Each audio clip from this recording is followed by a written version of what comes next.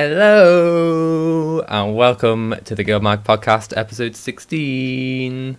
As always, I'm Valiant and joining me is Casey. Hello. Oh my god, what a show we have got to talk about today.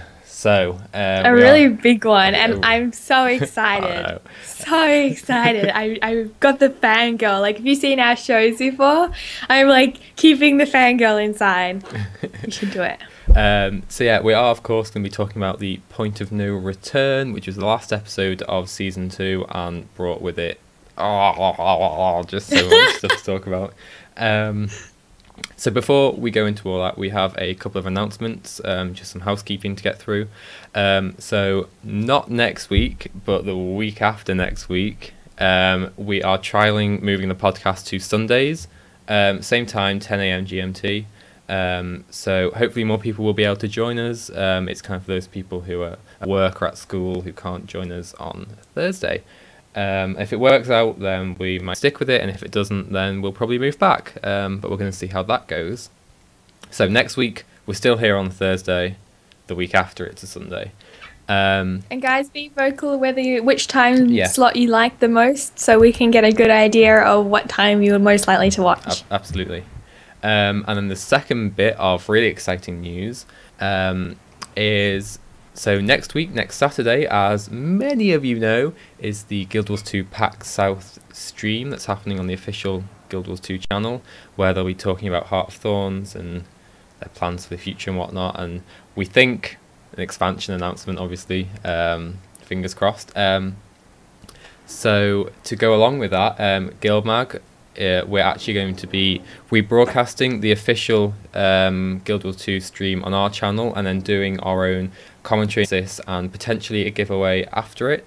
So do make sure you come along and check us out, even if it's only for the analysis bit after the official stream's ended. We don't mind. We're just going to be rebroadcasting the stream as well. So that'll be Sorry, go on. I was going to say that's going to be on this channel, twitch.tv/GuildMag. We're beginning at 8 a.m. Pacific time, which is before the official stream starts, and then we'll be going along until 10 a.m.-ish PST. So if you're in GMT, that's 4 to 6 p.m. So do make sure you come along. We think there'll be a giveaway, though we haven't quite decided that yet. So if you want the giveaway, let us know. I'm sure. Tell us how it's going. And I've just got to say, that's like freaking 3 a.m. in the morning for me. So I'm thinking about rocking up in my PJs. And I'm going to be so excited because I'll just have finished the podcast, and I'll have this like 3 a.m. kind of like hysterical haze of joy and excitement around me. So it will be a good podcast. I will say some funny things, maybe inappropriate, maybe a bit embarrassing, but you will laugh, I'm sure of it. Yeah, so please do come and support us. So with all that out of the way, we're going to skip over the news this week because we're kind of just abandoning that point, because we've got so much to talk about. So let's just get on with it, I guess. So Point of No Return. Though we will be discussing spoilers, so if you haven't played the patch, as always, make sure you're either comfortable with spoilers or you go and play it first and then watch the VOD on guildmag.com. So we're just going to start, as we always do then, with general impressions. Did we like it? I quite liked it, actually. I remember saying on the last episode that it didn't feel like we were anywhere near the end of a season compared to like season 1, but after this episode I'm kind of satisfied that it's an end now. What do you think? I definitely feel like it did like come to a nice little ending. I kind of agree with you, like it didn't really feel like it was wrapping up, but now it feels like it's wrapping up. And probably the reason why you felt last week like it wasn't, close to the end was because this is a massive cliffhanger. But my general impression is I loved it. I got goosebumps. I swore with anger when I couldn't defeat the boss with my freaking berserker Ellie that dies when the shadow of the dragon sneezes on it. And I had a wonderful time. The new mechanics of the silver waste. I love silver waste. If you know me, I spend probably 50% of the time I spend in Guild Wars in this one map, Silver Waste. I love it. And this new thing they added to it has just improved my playing experience so much. So I did enjoy it very much. Yeah, I mean that Shadow of the Dragon fight was challenging actually, especially for Zerkers. They're definitely punishing us for being a Zerker these days. Yes. But I really... I mean, and I haven't been... Go on. Sorry, go on. No, go on. You go on. I haven't been playing very well lately because I'm very tired. I'm tired because I haven't been feeling so well lately. And I've noticed like my rolling, like if you're a berserker, you have to be like on the ball. And I've noticed that my rolling has been a little bit like 1 second delayed, and that just murders you in that fight. But I have to admit, I'm really loving the just how much it felt like a boss fight, you know, like you were saying in the old days where you had to learn, you know, it's going to do this big shot and then it's going to get the tendrils and then it's going to, you know, that sort of thing. I really enjoyed it. I completely agree. It's these last few bosses that they've put in have really shown where they can take bosses in the game. And yeah, it's just been really great. So before we carry on, I promised that I'd do a shout out to an article we've got on guildmag.com at the moment, which is a piece by Chris/Black Lion Chest, who's also in the chat at the moment, and it's his first. I'm putting it into the chat now. Thank you. So yeah, it's his first impressions on the point of no return. So we're going to kind of work some of his ideas into what we discuss as well. So do make sure you read it. It's in. Ali's just linked it in the chat if you're watching us live. If you're not, it will be in the show notes on guildmag.com. So make sure you go and read it. It's a great first impressions article. So yeah, that's our general overview. Let's, I suppose, go into the nitty gritty of the patch. The nitty gritty. Yeah. So you and I have both played the story, which is awesome. And I'm guessing most of the people in the chat, or if you're watching us, that you've played the story. There's massive spoilers coming in. Like, we're just going to talk about everything that we have no filter on at the moment. So, so we're just going to just have a dive into it straight away. So the story starts off, if you don't remember not last week, the week before, we planted all Kate's memory seeds and turned up at this giant cave that had these runes on it. It was runes on a ruin. And in the end, we couldn't enter the area, so we went. So this patch, we've actually returned to the Diamond Priory, asked Ogden for help opening the strange door, and he reveals that, like most of us who know a lot of the lore, reveals that it was actually some ruins that belong to the Forgotten, or a forgotten civilization. So it kind of adds this.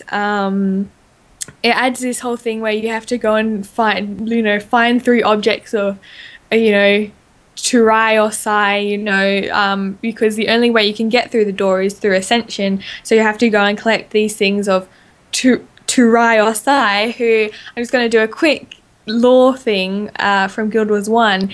In Guild Wars 1, your character needs to ascend in order to fight the big baddies called the Masat.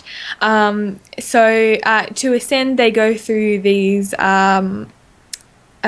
rituals of ascension, and the ghostly hero kind of helps them along the way and everything like that. And this ghostly hero is Turai Osai, who in the past tried to lead his people to ascension, failed tragically. Like, he just killed everyone. He was once this hero, and in the end he went on this fool's quest, got everyone killed, and so now he lives as a ghost trying to help people to ascension.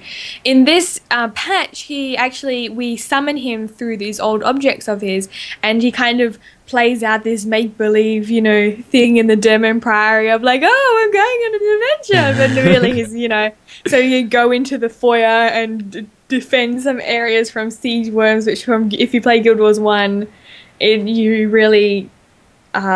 you play Guild Wars 1, you really know what's that. Someone's telling me in chat that it's Turai Ossa, not Osai. I'm terribly sorry for that. You're right, it's Ossa. I've even gotten written as Ossa. No. She does. Ossa, I do. And I said Osai. It's because the Turai Osai, like I'm like, it has to have alliteration. You could just blame it on your Australian accent. They'll never know. That's how the Australians say it, guys. Totally my accent, mate. But oh my god, yeah. So you go and do all these things that are very reminiscent of Guild Wars 1. I actually found that these things that you go through, like if you play Guild Wars 1, you're like, yeah, cool, siege worms, you know, that sort of thing. Those podiums that look like nostalgia. If you play Guild Wars 2 and you haven't played Guild Wars 1, I wonder if that scene would be just really like boring to you. Well, you see, now if certain people in GuildMag had played the patch who hadn't played Guild Wars 1, I'm not naming any names, but you know who you are if you're listening, then I'd be able to tell you. But unfortunately they didn't, so I couldn't learn anything from them. But I think overall it wasn't a bad fight or anything. It wasn't anything special if you didn't know anything about the lore, because that's kind of what when you actually think about the mechanics of it, it's literally just it's a defend NPC mission at the end of the day, like every It really is, yeah. What I liked about it is he couldn't die though, he just got stunned. After 5 seconds he got health back, and as a Berserker earlier, I'm like, take it, just go in there and let me do the damage. I promise, if you let me do my thing, they won't touch you. Yeah, I mean, I think I'm gonna try and pronounce his name. Militek, I'm sorry, I was so sorry for the names, says, first mission was a huge disappointment to me. While that ritual was made in the Priory Library, it'd be more interesting when we could get the portal like to Glint's Lair. I agree, I was like, it wasn't anything special. I was a bit like, meh, I hope it picks up as it, the first mission in the episode. I was like, this doesn't, at that point I was thinking it doesn't particularly feel like an end of season episode, but I think they made up for it in the later bits with the attack on Camp Resolve and then everything that follows after that. It was nice to go back to the Priory Library, I think. See Ogden again. Yeah. I was so sure I was going to die. I'm like, they're going to kill him off. We're going back to see him die. What I really liked is when he goes, you won't be ascending, as like a nod to all the speculation that's been around, that's been like, oh my god, are we going to ascend? So I did quite like that. Oh no, honey, you ain't gonna ascend. I really felt like that running around thing, like with Shirayosai, like it really felt like a kid, like when a kid's like, quick, into the garden, we have to go through the jungle and fight our way through, and you're there with like the Christmas Christmas rolls, and you're like defending the kid like make believe, and then you're like, let's go into the bedroom and go and do a fancy ball, like that sort of thing. I didn't like it very much, but I'm a very positive person and I did enjoy the experience. So in the end, after you do all those things, he gives you a magical torch of divineness, and that was meant to help you get through the cave. One of the things that I wanted to mention about this instance is, like, I love going around and looking at the books, like, all the, the first time we went there, I read every single book, and the second time we get another chance to look at all the books. But it really annoyed me because I went and touched every book, and all the time Jory's like, no, it's not that one. I don't think that's what we're looking for. Nope, not that one. I don't think that's what we're looking for. And I'm like, shut up, Jory, I know that. This book clearly says Herbs of Ascalon. I know that's not about Ascension, but I want to read it. So I got a little bit annoyed. And I know some people were like quite annoyed at her sassiness in that. Did you notice it? I did notice it, but as a person who doesn't particularly enjoy reading all the stuff, I find it quite helpful when I got near one. She's like, look over there, and I'm like, yes. Thank you, Jory. although actually by that point I'd already figured out what I was going to go and interact with, so her saying it didn't really help. It just kind of confirmed that I was right. But it was, she's like, I'm a character in this as well. it was a nice addition rather than having them just follow you around, like, because that wouldn't happen in when you actually think about real life. You wouldn't just have someone follow you around and wait for you to read it and then follow you around some more. Like, they'd at least have some input of their own. So it's a nice little thing for me. I feel like overall they're getting better at the whole realism side of things, especially with the Win/Kate/Fowling cutscene and the new sort of facial expressions, the animation. Yeah, that went on with there. But we can talk about that when we get to that bit. Another thing I really liked about that instance was the doppelganger mirror. And I don't know if you knew this, like it's going around Tumblr like crazy. If you're on Tumblr, you've seen it everywhere. So like I was looking at this mirror and it's like, oh, you won't be able to see in it, and I thought, oh well, it's just another item that, you know. And then I finished the thing and we got a torch, and then I finished the whole instance, and I noticed this mirror was still interactable, and it says you won't be able to see because it's so murky. I'm like, healing rain? And I like put healing rain, try like condition removal, nothing. And then I realized that it needs light, and I thought, oh, I just had the torch which I gave to Jory, which I should have, you know. But basically there's a mirror, and if you go and look at the mirror while you're still holding the torch, which doesn't happen naturally, you've got to really think about it, what will happen is a doppelganger will come out, and I haven't done it myself, I've just seen other people do it, but a doppelganger will come out. And I think either you have to defeat it or it just comes out. But in the end, you get an achievement, and the achievement gives you a total makeover kit, which I thought was awesome way of integrating it into it. Just the fact that this doppelganger comes out and just incorporating gem store items into the story. I love it so much. That is really great. I was like you, like when I first saw the mirror, it says something like, you see something moving in it or something, and I was like, this has got to have something to do with something, but I can't do anything more with it, so I'll leave it for now. And I never thought to do the torch on it, and then I saw on Reddit the day after a post about it, and I was like, oh, I've got to go back and do it now. But yeah, it's Black Lion Chester said you have to kill it. I didn't know about that. Thank you, Black Lion Chester. Thank you. I'm trying to get it in the camera. All right, so then after that, you return to Camp Resolve after you get the Torch of Magical Divineness. You return to Camp Resolve, preparing to go back to the cave, but the fleet is actually itself preparing to take off and attack the Mordrum. And what actually happens is the Mordrum do a preemptive attack. I got the word.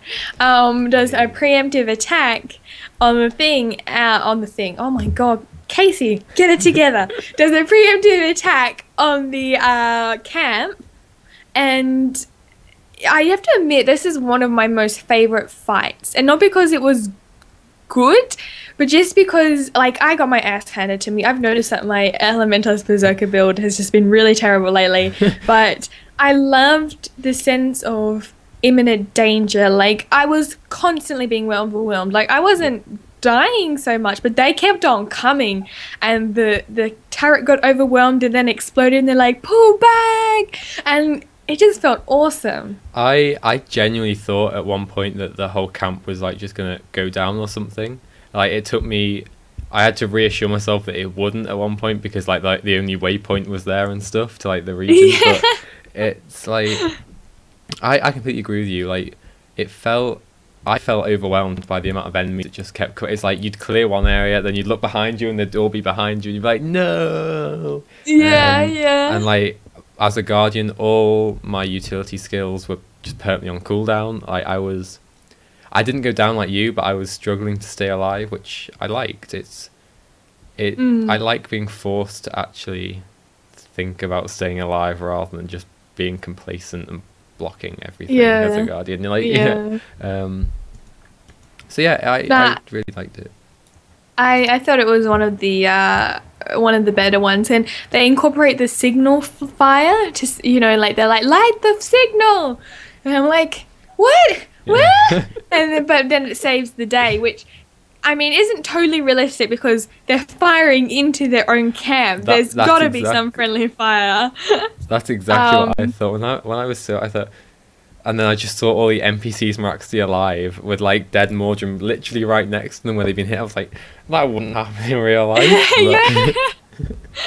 They've got, like, super selective. But I like the fact that the signal flare, which is a mechanic in Silver Waste when you're defending the forts, was incorporated into story. Wish they could have done it a little bit earlier so you learn that mechanic beforehand, but it was really nice to see that in there. Someone Black Lion Chest also mentioned that he liked Traherne rezzing people. I've noticed that with the quality of the stories, the more likely the NPCs are to help you when you're down. Yeah. I really like that, helping you when you're down and raising you up again. It just feels a lot better. Like, it feels less that they're NPCs, and like, I know they're NPCs, don't get me wrong, they ain't fooling anyone, but it feels better, you know. Yeah. It's hard to explain. He finally has a use for once instead of claiming more. He's helping. Traherne's really growing on me. Like, personal story, I was really sore about him taking the credit for everything, but this one, because everyone's making me feel important, I'm like a kid, like, because everyone's making me feel important, I like him a bit more. You know what's going to happen? They're going to slowly make you come to love him as a character, and then they're just going to rip away from you and kill him off. And you'll feel They're like, but this is what you wanted. Yeah, exactly. You'll feel so guilty for wishing it after coming to love him as a character. That is the most sadistic thing I heard. I love it. I love it so much. And just quickly to mention, Felicia Day seems to be back in the recording studio because Zoja spoke. She did. And she was really bitchy when she spoke as well. I mean, we talked about she had that... Oh, Sorry, go on. You finish your thing first. They had the dialogue was basically like, Logan's like, I can't, she's like, maybe we should go and help out with the egg, and he's like, no, we can't leave, the morale will go down low if we leave, and she's like, oh, it kind of reminds me of some other time, and he's like, don't say it. Don't you go there, girlfriend. Oh no, you didn't. Yes, but go on. What was it you were going to say? I was just going to say that having Felicia Day back definitely is a good sign for an expansion, because she wouldn't just come back. I think this is in One Potato's video actually. She wouldn't just come back to record a couple of lines for the end of season 2. If she's back, it means she's been back to record a chunk. And people were actually saying that they're surprised that she's back, but she was never released from her contract with ArenaNet. We talked about this. She has to be released. Yeah, well, you know what I mean. Like, she was still under contract to voice Zoja with ArenaNet. So it was. I think the reason they gave is because they didn't think Zoja needed to speak. In reality, it's probably because she was busy. Too busy to record a couple of lines for the season, but. I definitely think with her being back now, it's good for an expansion. It kind of feels like, the ball's rolling again. Like, it's not like some half-assed effort. It feels, not that I thought the other episodes were half-assed, but it really feels like it's getting back together. Yeah. So after all this thing, the fleet basically takes off. Essentially, and we go to the cabin to open up the door, or it actually turns out to be a portal with the magical torch of divineness. And so inside we see something awesome. I loved this scene so much. It felt great. Can I just quickly mention before I continue? The music in this episode has been amazing. Yeah. I don't think I would feel so many things if it wasn't for the epicness of this music, and that is super like crystallized in this this scene where you see this beautiful golden city, everything shimmering like it's made of gold, and the plants are shimmering. There's dust, and it's pretty epic. It's a massive area, and this epic music like. Skyrim Dovahkiin is playing, and I don't think it's actually very similar, but it's epic. And it was just a great moment, and I actually was like, I'm gobsmacked. I love this area. So you go in. Sorry, go on. But how did you find it? I'm exactly the same as you. I was just there pressing print screen, like everything. And it was really great, and it was. The scale of it as well, I thought was quite impressive. Like when you actually the cutscene's over and it like goes back to your character. It's like you feel really small in like the area you're actually in. And that's super elucidated in the next thing, like when you go. I have to kind of temper myself. I'm like, oh my god, I want to talk about this. But so basically, when we get inside, we realize someone's been staying there, and we put Keith's final memory seed into the ground, and we see Keith's final memory.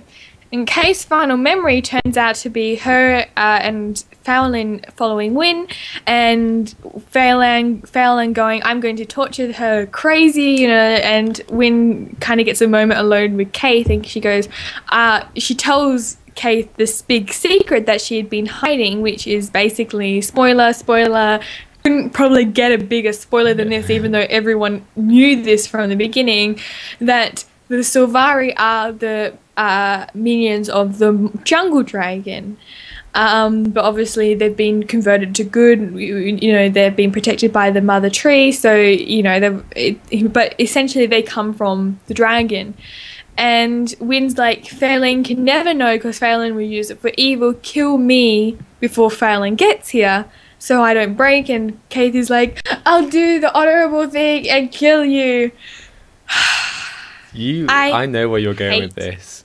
I hate Keith so much. Well, what did you want her to do, realistically? Kill Phelan or stand up for her. She had a choice. So instead of killing the woman that was going to go and torture an innocent person, she's like, I'll kill this innocent person to save her from my twisted girlfriend. That is fucked up, man. Or that is screwed up, man. That is wrong. That is... Anyway, but that made me feel things. It's... I don't agree. I'd have killed Wynne. If I was Keith, I'd have just plopped that dagger, right? You know, if someone breaks into your house and like it's gonna kill you or torture you, and I'm there and you're like, kill me before he comes back, wouldn't it just be easier to go kill the guy in my house? Kill him, don't kill me. Well, there's equal opportunity. Yeah, but wouldn't you be, it's easier to kill me than it is to kill the guy in the house, because he's probably got some pistol to somebody's head. You see, it's just easier for her compared to Keith's dagger. Well, I mean, if you think about it, if Keith was to fight Fowlin, there's a chance she loses, Fowlin kills Keith, and then Fowlin gets it out of Wynne anyway. The way Keith did it, it's guaranteed that the secret stays a secret for at least a bit longer. That's true. I don't think Keith did the right thing. I think she's the biggest biatch on this world. I really like Keith. I just don't. You're just prejudiced against Sylvari. That's it. That's all it is. What? My second main is the Sylvari. Don't you go there. Don't you play the Sylvari card.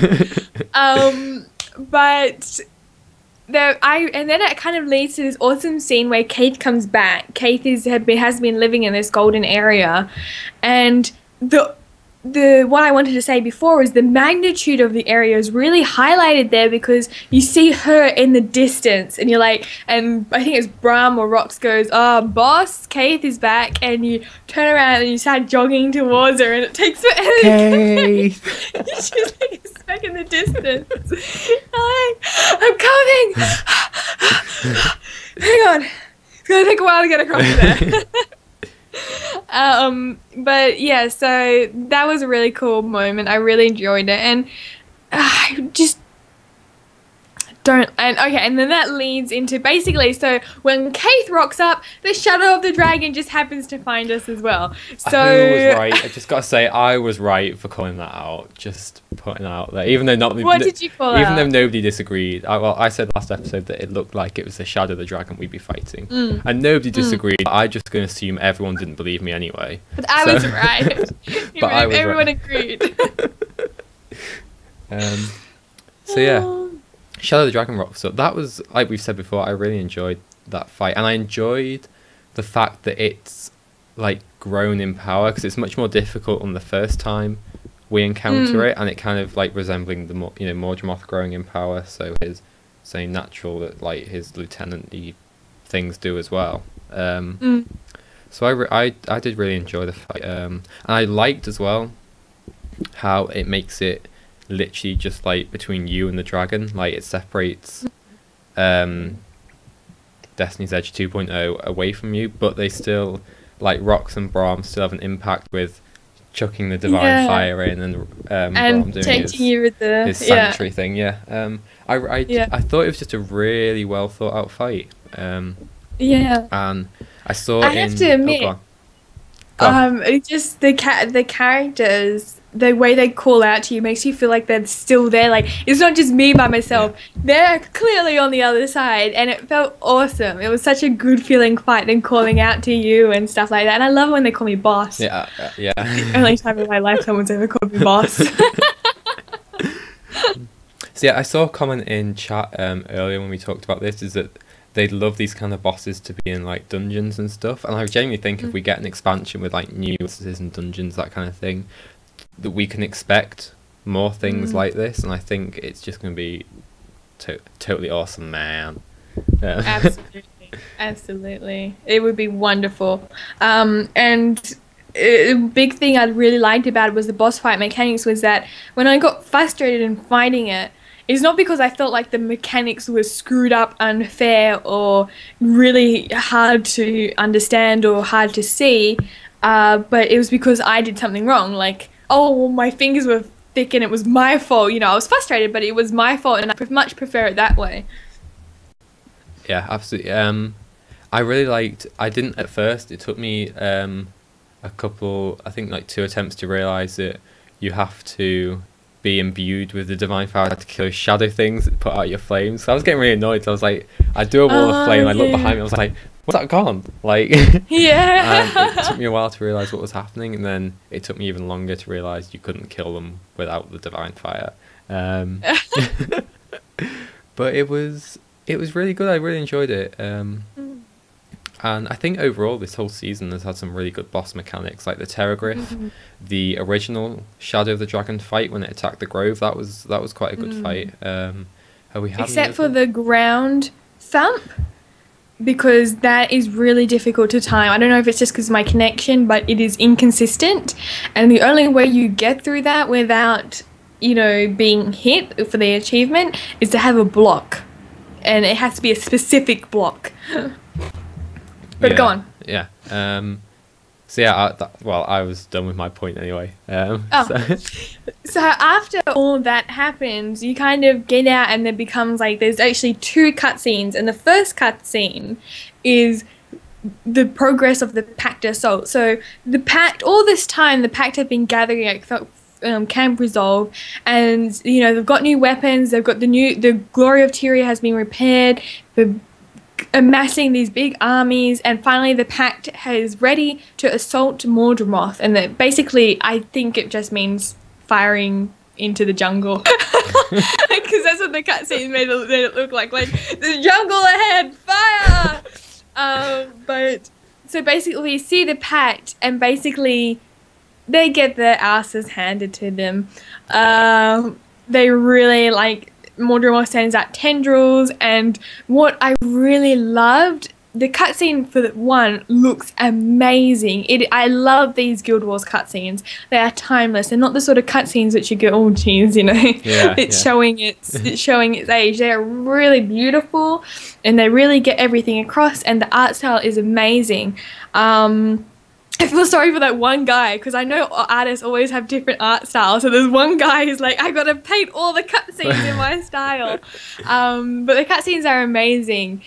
But what I really loved about it was like it conveyed so much information in such a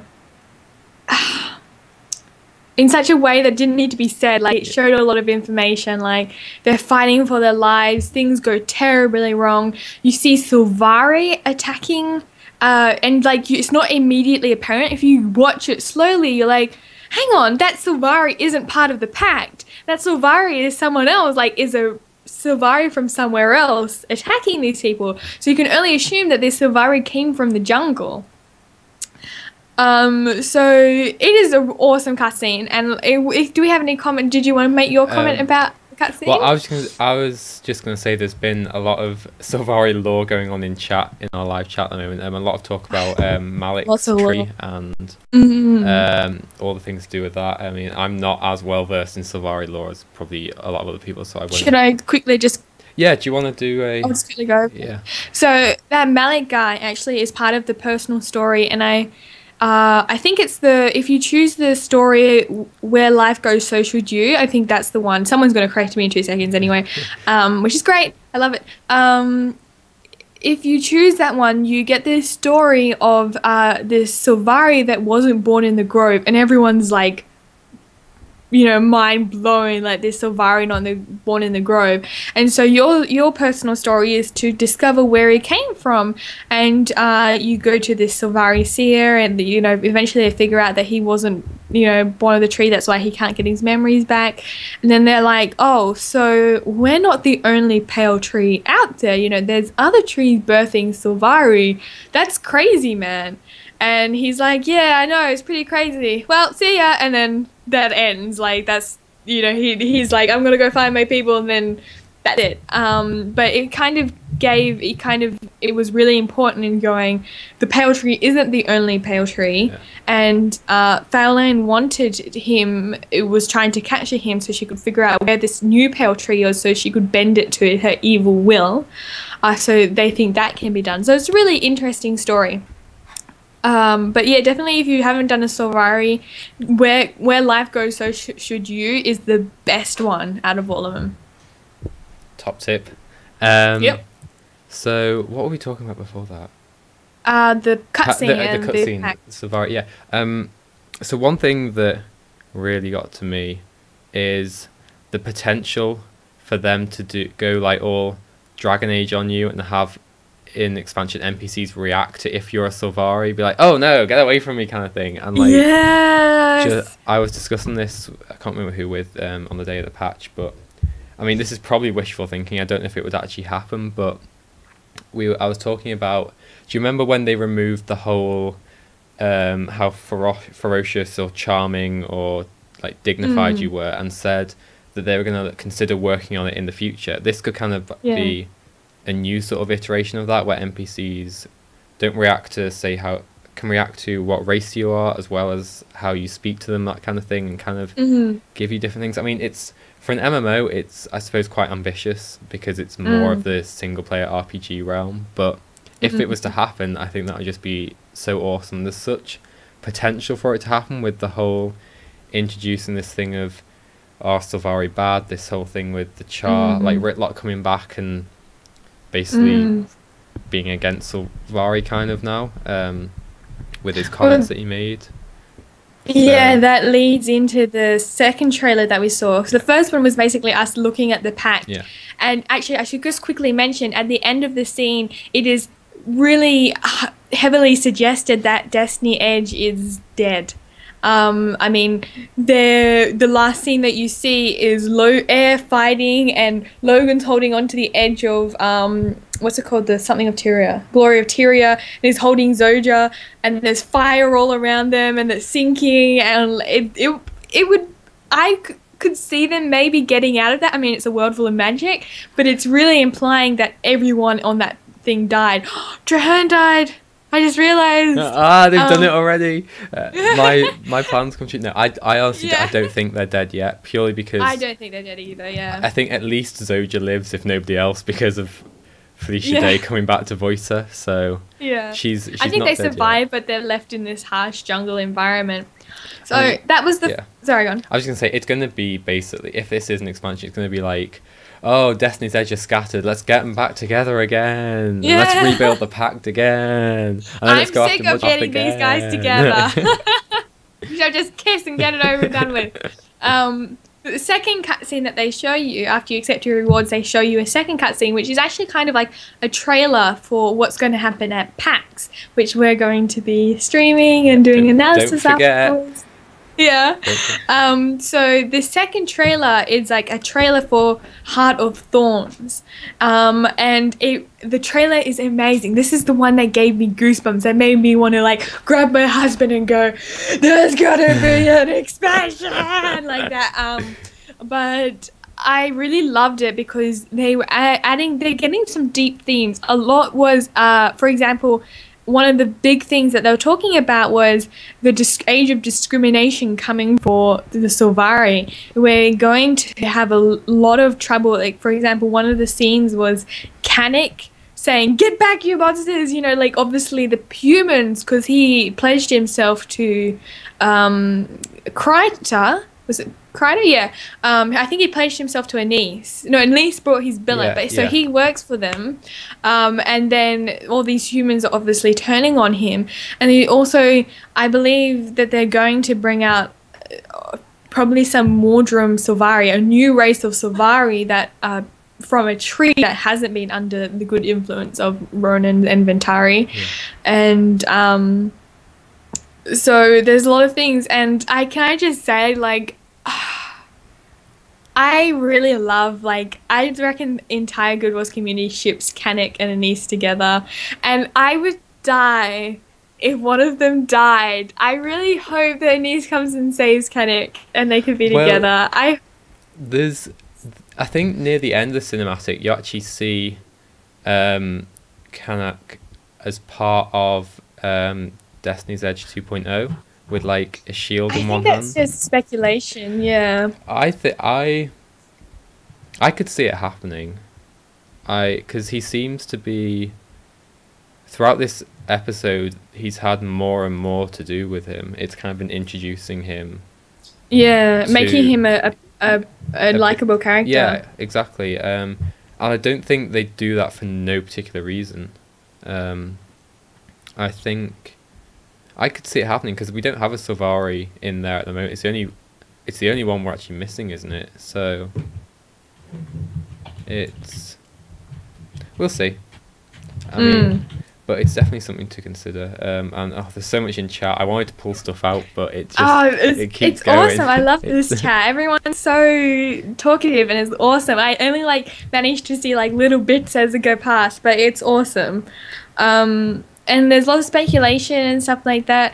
I just think that maybe we should quickly speculate, and then we can, guys, if you want to try and make it a little bit like a little paragraph of what speculation you think will happen. We might pull out your comment. So you go ahead. What do you think is going to come in the Guild Wars Heart of Thorns? It's so hard to even begin. I think, well, obviously we have to begin with my Ritlock baby. Not my Ritlock, my baby Ritlock, not my Ritlock baby. Your baby. He's just going to come in, kill all you horrible Sylvari, and then the Char are going to own the world. That's what's going to happen. That's not. Excuse me, young man. No, I mean, I was right when I said Ritlock would be in this episode. Just saying. For a second. Was he not present in this episode? Yes, he was. So my prediction holds true. But yeah, I'm really looking forward to seeing how that's going to play out with Ritlock and him coming back in the chart, because it's interesting because he's been in the mists, but the way they've worded it makes it sound like he already knows about this secret, because I can't remember what he actually says, but the way I read it is he knows after coming out of the mists, he knows about the Sylvari. So that's an interesting point. I can't remember if I got this on the GuildMag website. There was an article published about the picture of Ridlock and what it could mean in speculation. It's quite interesting. I can't remember if I pulled this from that, but generally when something has a blindfolded, it's kind of like they know more, like they see beyond just simply eyes, and it's kind of indicative of knowledge and that sort of thing. Yeah, it was in Guild Wars 1 it was called Sight Beyond Sight. It was like the whole theme of it. It was also a ritualist skill as well, but it was like an actual theme. Yeah. So I think and there seems to be a lot coming with Ridlock. For example, he has a new armor, and a lot of people think it's obsidian armor, and that could become with that whole dungeon. And and what I absolutely love is that because he didn't come back in this, he's kind of seems like he's got a bigger plan for him.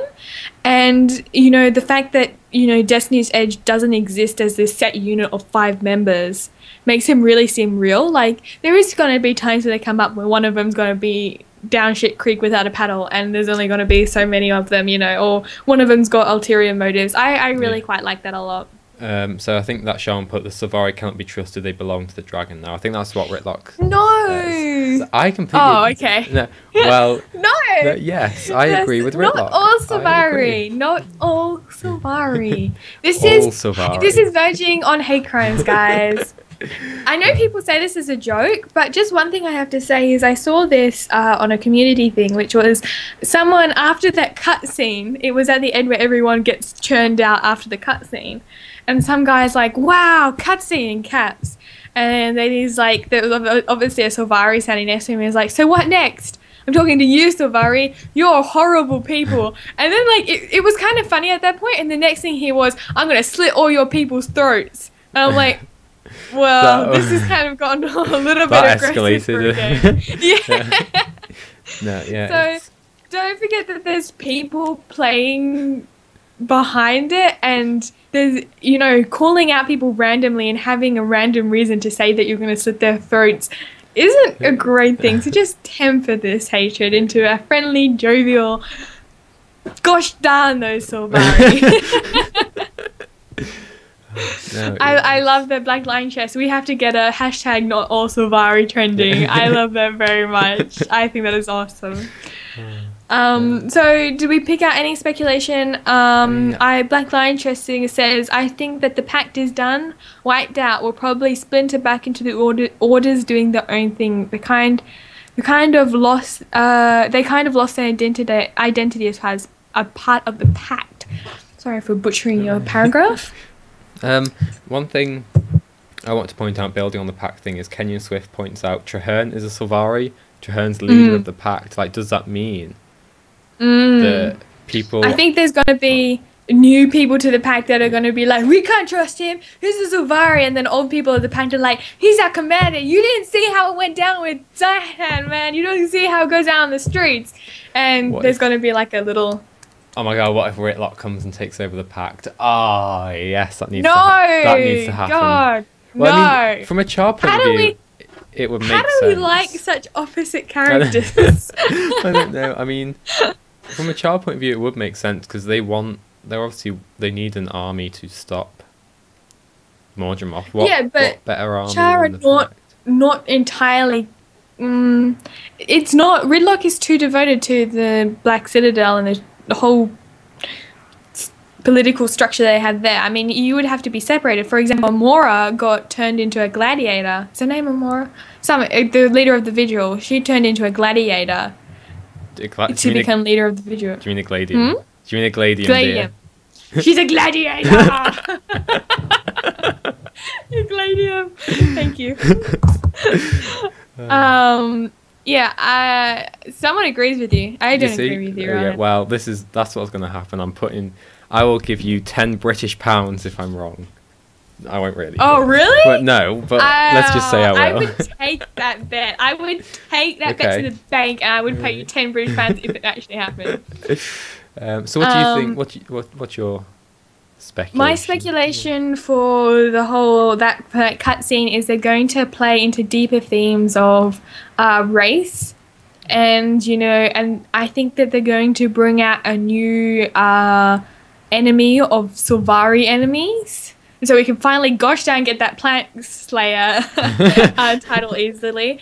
I'm going to bring out a new race of Sylvari, maybe perhaps one of the how like we have the Nightmare Court with our Sylvari. Maybe there's some Sylvari who are like conflicted about their alliance.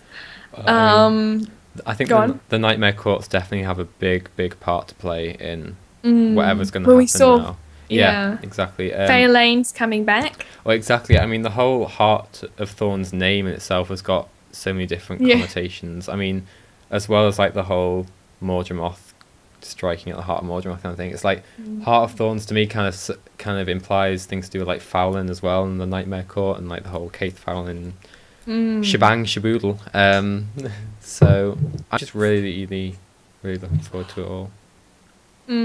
We should quickly talk about the silver waste. Yes. Because we've tried to cut down on our thing because we're always like rushing towards the end, and I would cut down as much as I could, and we still. Hang on, I'm sorry, my cat's trying to eat a whole plastic paper thing. Go. Okay. I'm so. It's joining the Char revolution. So I love silver waste. I spend a lot of time there. Freaking love it, adore it. And so with this update, they kind of added a new final end boss fight to the meta chain. So the meta chain originally was defend all the keeps. And then kill the champions underneath the ground, and then you get rewards. Then it turned into kill all the champions underground, then the vines move back, and you get this kind of Pac-Man mini game where you go and get rewards. And now the final thing is the Vine Wrath boss fight. I'm going to have so much trouble saying Vine Wrath. Vine Wrath. Vine Wrath. Vine Wrath. Apparently it's American. Wrath is American and Wrath is... I don't know, I can't remember which way it's in. But anyway, so there's a big fight, and if you were around the time when there was the marionette fight, which I like to call the big metal booby lady fight. I saw that on Twitter. I saw you say something about that on Twitter. It's very much like that, as in there is 4 lanes. My cat is determined to eat plastic at the moment. Go! Go! Go! Hang on. So professional, cat. The things that you make me do. So entertain the people. So there's 3 lanes, and there's ammunition carriers, and you kind of like you trying to fight your way in, past the vines to get to the big flower seed at the bottom. In the cavey area. And so there's 3 lanes. The south lane goes first, then the middle lane, and then the last lane, and you get a boss each time, and each lane has to fight the boss, which is really awesome because I love that about the marionette fight, that there was kind of like lane allegiances, like, come on lane 1, you can do it, that sort of thing. And there's a lot of mobs, and it reminded me of when I first played Guild Wars, because I remember thinking, this is chaos. Like, there's monsters all around, I cannot tell my hand from my toes, and, you know, all these things is going around, killing everything. All I know is there's numbers going everywhere when I cast my meteor shower. I love it. I love it. It feels like a battle, man. It's, yeah. I mean, I haven't had a chance to play it yet because I've been so busy on GuildMag organising our PAX Breed broadcast. Make sure you tune in. I don't know if you were advertising or taking a stab at the fact that I don't do anything on the website. Like, I'm so busy on the website, I don't get to play any of the content. It wasn't intended like that, honest. Yeah. But yeah, I mean, I've heard lots of good things about it.